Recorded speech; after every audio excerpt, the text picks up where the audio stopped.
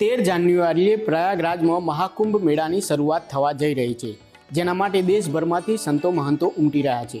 આ બધાની વચ્ચે સૌથી આકર્ષણનું કેન્દ્ર છે નાગા સાધુઓ। શરીર પર લગાડેલી ભસ્મ અને તેમની વિશાળ જટાઓ જ તેમની ઓળખ હોય છે। તેમના વિના મહાકુંભ મેળાની કલ્પના ન થઈ શકે।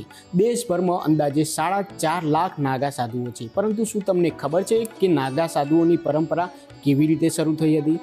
ધાર્મિક ગ્રંથોમાં ઉલ્લેખ છે કે 8મી સદીમાં સનાતન ધર્મની માન્યતાઓ અને મંદિરોનો નાશ થઈ રહ્યો હતો।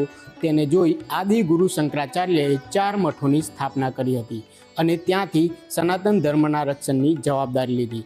બાદમાં આદિ ગુરુ શંકરાચાર્યને લાગ્યું કે સનાતન પરંપરાઓનું રક્ષણ કરવા માટે ફક્ત શાસ્ત્રો જ પૂરતા નથી, શસ્ત્રોની પણ જરૂર છે, જેથી તેમણે અખાડા પરંપરા શરૂ કરી, જેમાં ધર્મના રક્ષણ માટે પોતાના જીવનનું બલિદાન આપવા તૈયાર સાધુઓ માટે તાલીમ શરૂ કરવામાં આવી અને આ નાગા સાધુઓને જ ધર્મના રક્ષક બનાવ્યા।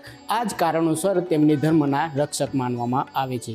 નાગા સાધુઓનું જીવન ખૂબ જ કપરું હોય છે। કોઈ પણ વ્યક્તિને નાગા સાધુ બનવામાં 12 વર્ષનો સમય લાગે છે। તેઓ જિંદગીના તમામ ભૌતિક સુખોનો ત્યાગ કરીને તપસ્યા કરે છે। નાગા સાધુઓ સૂવા માટે બેડ કે ખાટલાનો ઉપયોગ પણ નથી કરતા। કડકડતી ઠંડી હોય કે આકરી ગરમી, તેમના પર વાતાવરણની કોઈ જ અસર થતી નથી। તેમની પાસે અપાર શક્તિ રહેલી છે। તેઓ શાસ્ત્ર અને શસ્ત્ર બંને કલામાં પારંગત હોય છે।